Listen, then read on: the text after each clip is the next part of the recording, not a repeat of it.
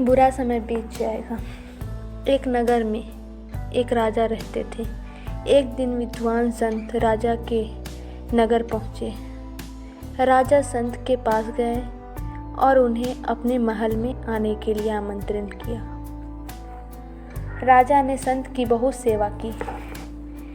राजा की सेवा से संत प्रसन्न हुए तथा जाते समय राजा को एक ताबीज़ देकर गए और राजा से कहा कि जीवन में परेशानियां खत्म नहीं हो रही और आपको ऐसा लगे कि सब कुछ खत्म हो गया है तो इस ताबीज़ में एक कागज़ पर मंत्र लिखा है, जिसे पढ़ लेना, लेकिन इससे पहले यह ताबीज़ मत खोलना।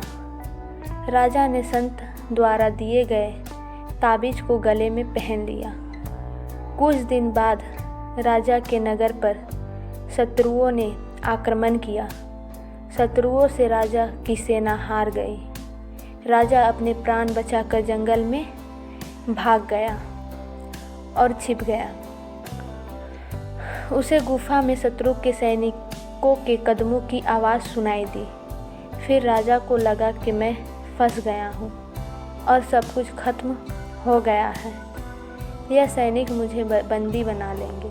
तभी राजा को संत के ताबीज़ की याद आई। राजा ने तुरंत ताबीज़ खोला और कागज़ निकाला। उस पर लिखा था, यह समय भी कट जाएगा।